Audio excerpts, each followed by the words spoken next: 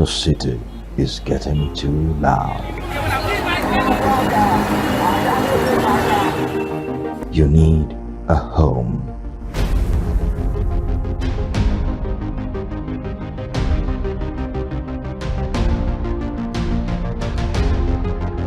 Home is love, peace, and tranquility.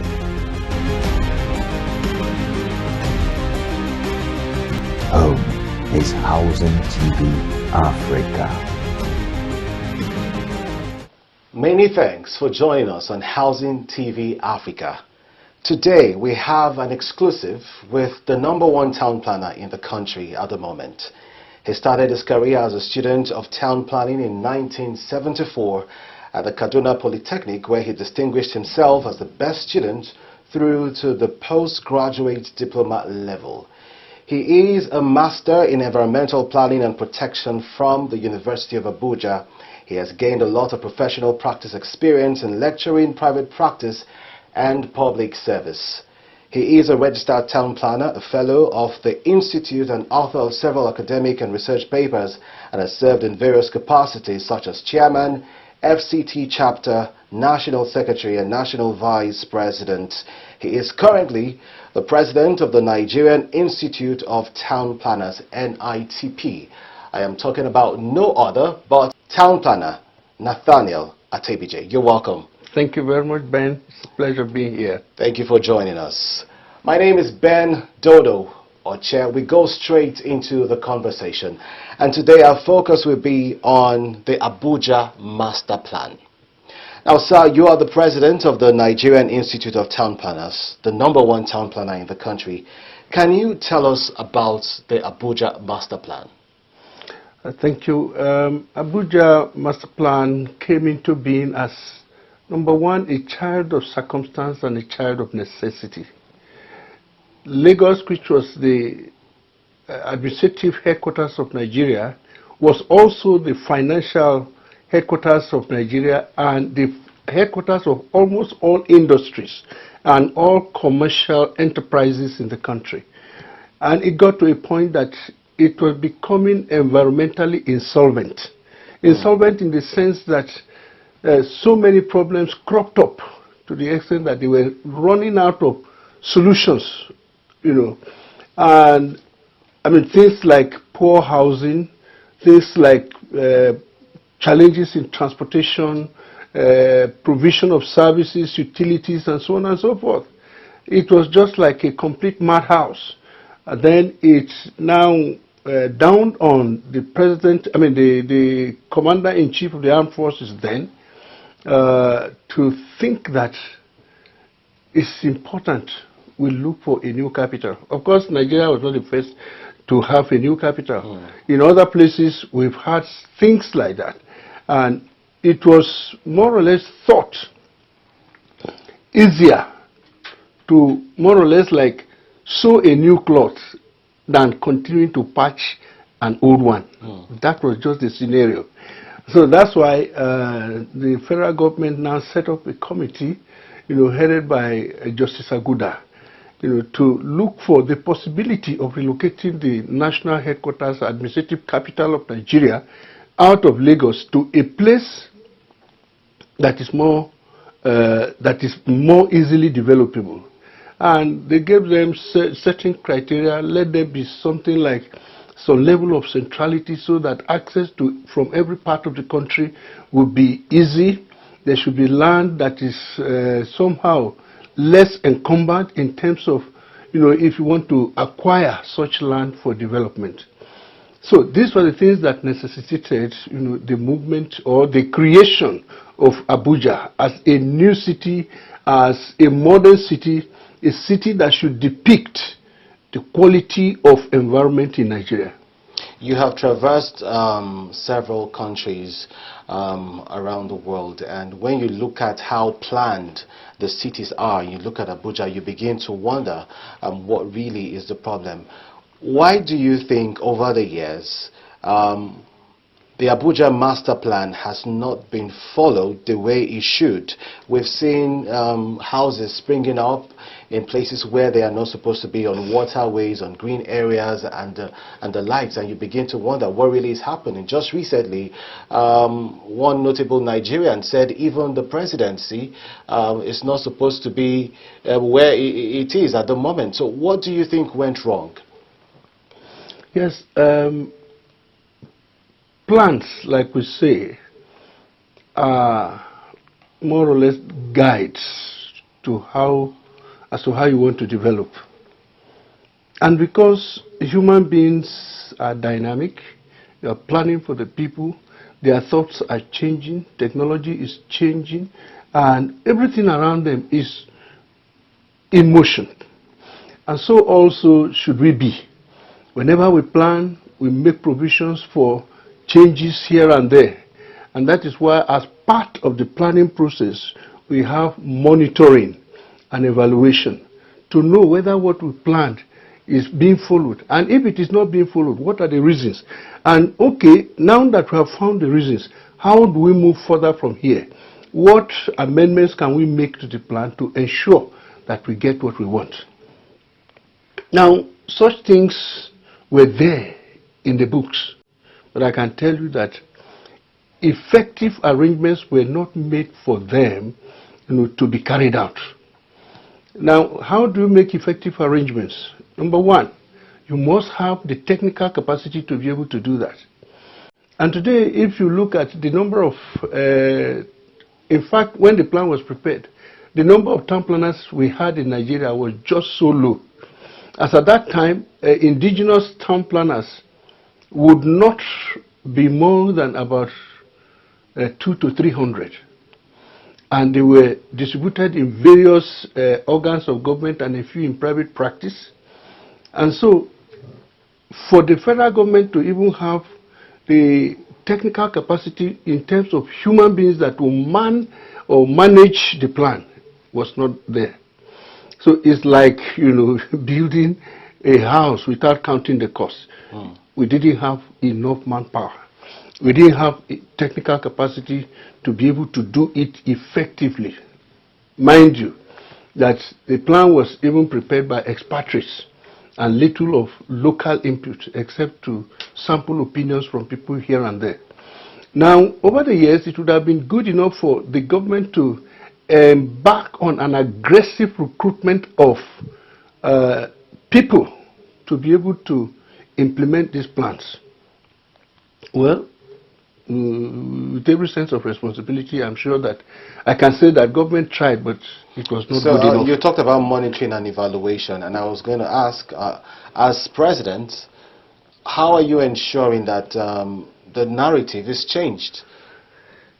Okay, the narrative can only be changed when you have, like they would say, square pegs in square holes.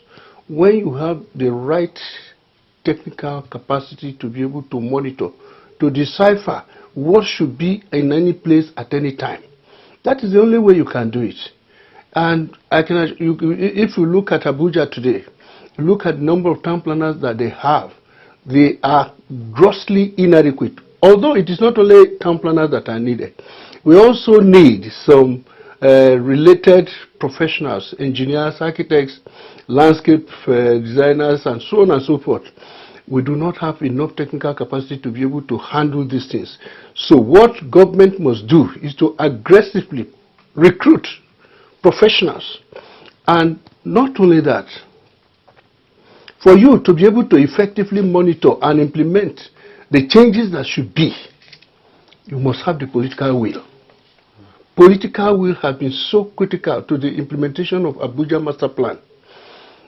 The time it was when we had some ministers in this place, that for you to think of doing anything wrong, you will think twice, because you know the cost of it.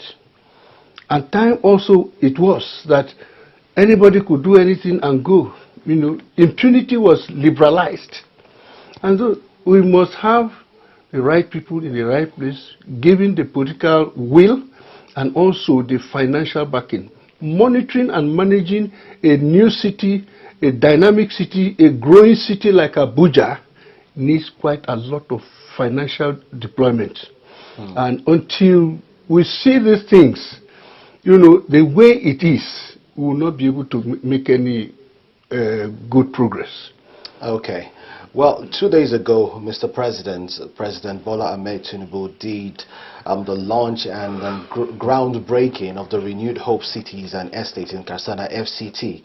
The project will consist of 3,100 housing units on 54 hectares of land. As a town planner, what would you say to the President at the moment? Are you in collaboration? That's your union now. Are you in collaboration with the minister to ensure that this is going to be a befitting city for Nigerians? Because it's not just going to happen in Abuja, but across the 36 states of the Federation. Well, first of all, I must appreciate government for knowing that one of the very critical needs we have in Nigeria is housing. It's very critical because there are quite a lot of homeless people on the streets. There are so many people roaming. There are so many people who sleep in their vehicles in this town. There are many people who sleep under bridges. And today, because of the circumstances we have found ourselves, to some extent, we think that such people are security risks, to us. Now, and government wants to intervene. You see, intervention must be done properly. Because if you have a good idea and you do not prosecute it the right way, you get wrong results. You will definitely get wrong results. Now, let me give a little example about this project that was launched where they had the groundbreaking about 2 days ago. Nice idea. But you see, at the beginning of this program, there was something you referred to as a notable Nigerian saying that even the villa is not supposed to be where it is now. And persistently, we have found that the federal government itself is violating the law that it had enacted. The Nigerian Urban and Regional Planning Law states that for any development to take place in any part of this nation, it must go through an approval process. The details of the development must be brought to the authority concerned for it to be evaluated in line with the master plan, the land use, and all the other details. I'm yet to understand, I'm yet to know whether this program that has been launched has any plan. Why I'm saying I'm yet to know whether they have it or not is a different thing. But why I think they do not have is that a project of that magnitude should have detailed planning that should attract stakeholders to come and bring out their opinions about the program, about the project. It must have an environmental impact assessment report and several other technical studies that will justify, such a project.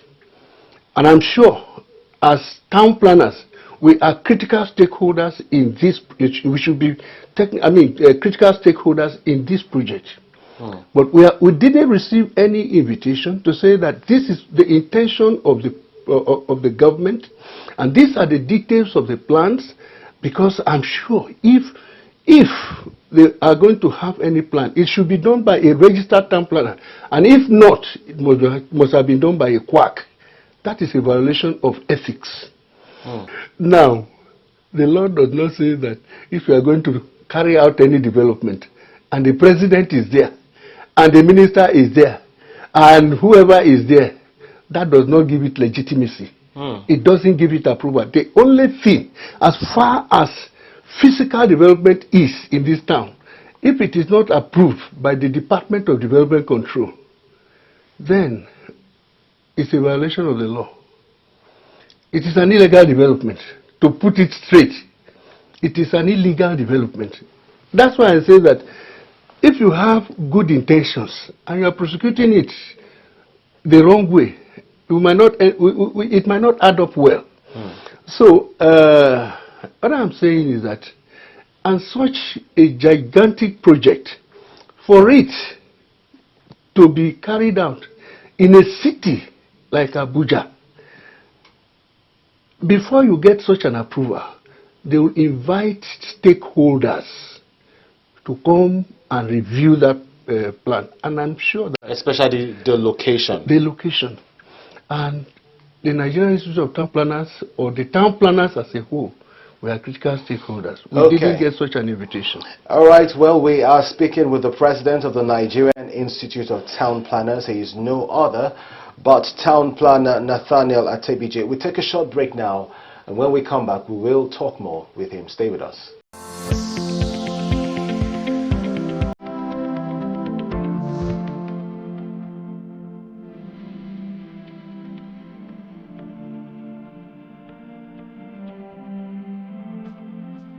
Thank you, AIHS, for the opportunity of this exhibition. It was a nice experience. I would like to make it again. Thank you, AIHS.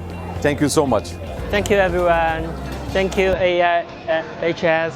Thank you, AIHS.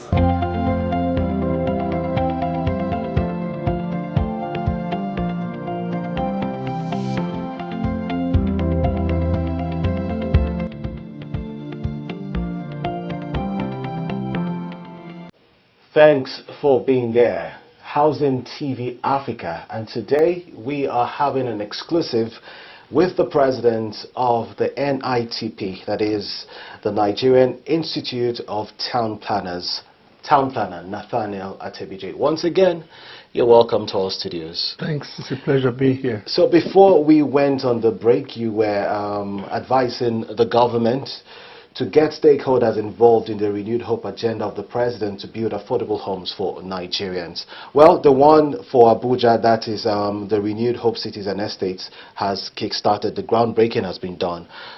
For the states, it is yet to be done. What advice will you now be giving to them as they go forward, since let's say, in your words, they did not go through the process that should have?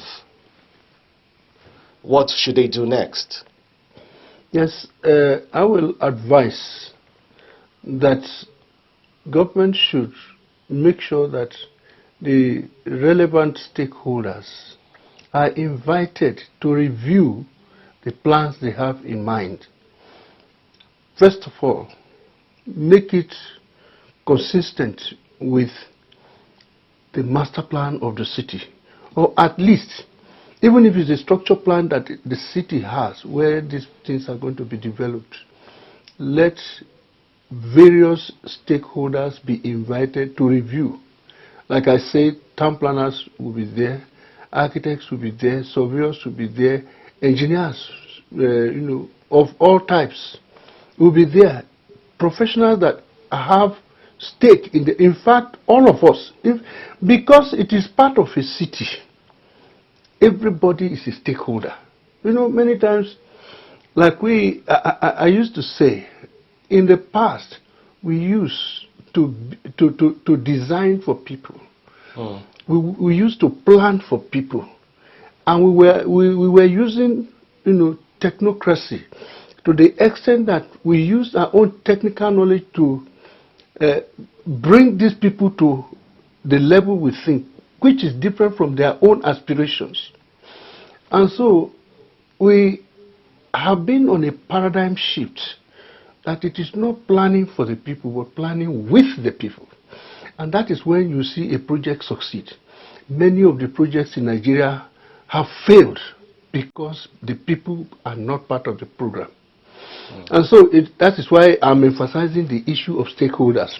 Stakeholders, one, the professionals in the built environment. Two, the immediate neighbors, and that is to say the citizens of that state who know the value of what is being done. Market women, invite them. They are very critical to the growth and the survival of cities.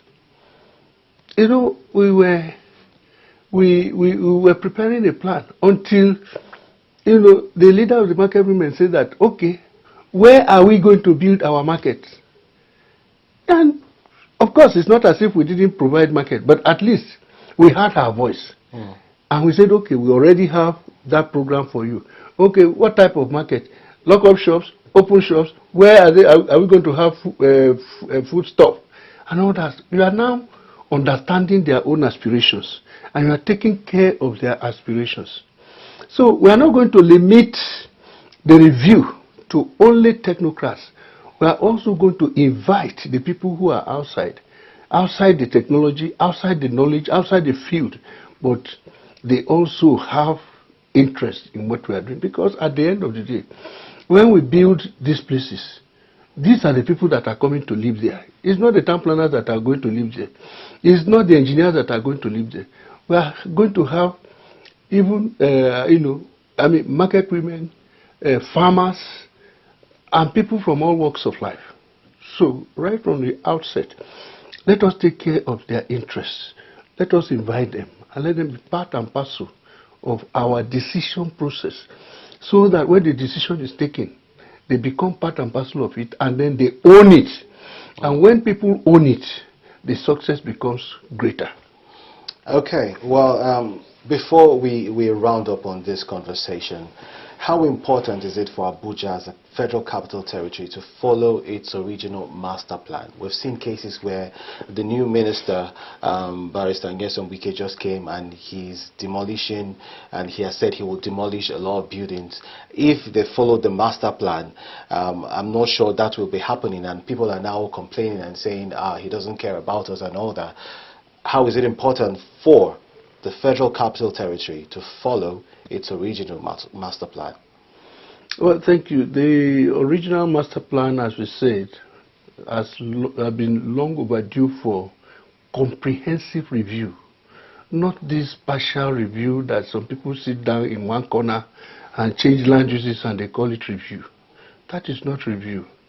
Review of a master plan is a very, very serious technical process in which we look at every parameters of life within the city and look at the socioeconomic characteristics, look at the physical characteristics of the environment, and then provide solutions. So, and then we look at the trends, and this is how we do that. But in a situation that such a comprehensive master plan, such a comprehensive review has not taken place, it means that whatsoever we call violation, it's just like wearing the gown that was sewn about 40 years ago. It's out of vogue. The Abuja we started with is different from the Abuja we are now, because quite a lot of things have changed. With all due respect, one of the challenges, one of the things that has made Abuja to go haywire is because many of the times, even the land itself is given out as reward for political patronage.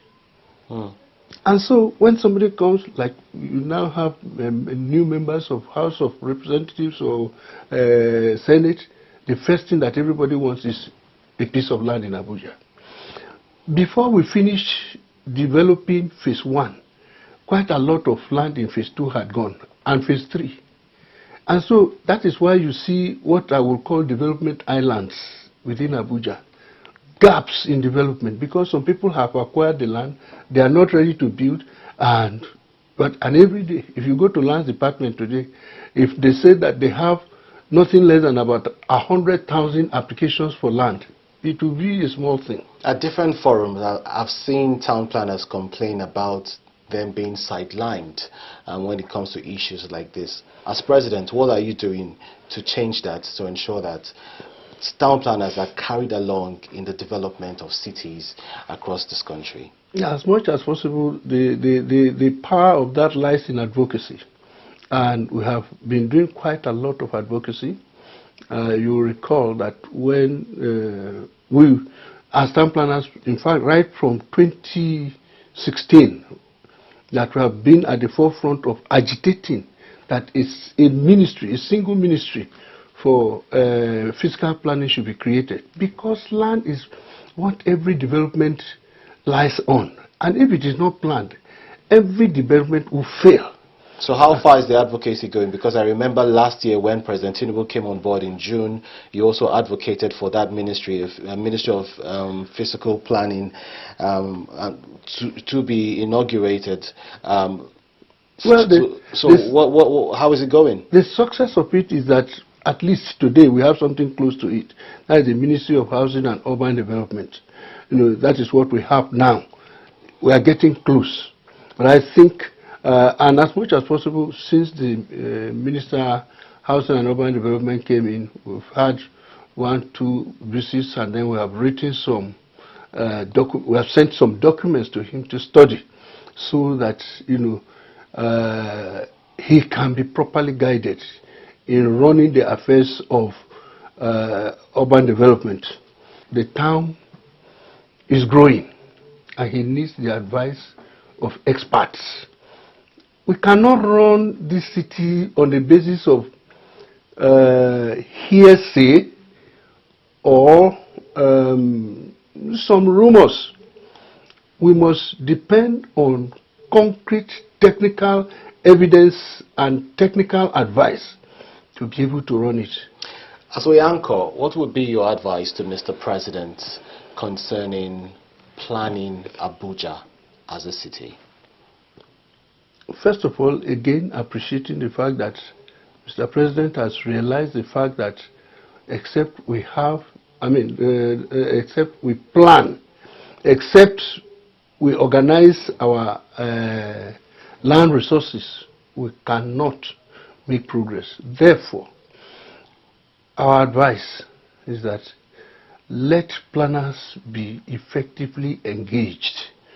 We have planners in public sector, we have planners in the private sector, not only president and even governors. We have discovered that many times they enjoy the patronage of expatriate professionals. While Nigeria has come of it, we have indigenous consultants that can compare and compete favorably with people who are outside this country. And like they will say, in an adage in my dialect, that a stranger cannot know the backyard. Those of us who are indigenous of Nigeria, indigenous consultants, we know the needs of Nigerians more than expatriates. Engage Nigerian consultants. Let planners be effectively engaged. Those are the words there of the president of the Nigerian Institute of Town Planners, NITP, town planner Nathaniel Atebije. Thank you very much for coming on the show today. It's a pleasure. Thank you so very much. All right, this is where we leave it for today. My name is Ben Dodo Ocheti. We'll come your way next time. Always tune in to Housing TV Africa. Bye for now. Visit Housing TV Africa on YouTube and click on the subscribe button. Subscribe to Housing TV Africa to stay updated on latest happenings in Nigeria's housing sector. Follow our social media pages, like and share our posts. On Facebook, Housing TV Africa. On Twitter, Housing TV Africa. Instagram, Housing TV Africa. Join the conversation and keep up with latest housing updates.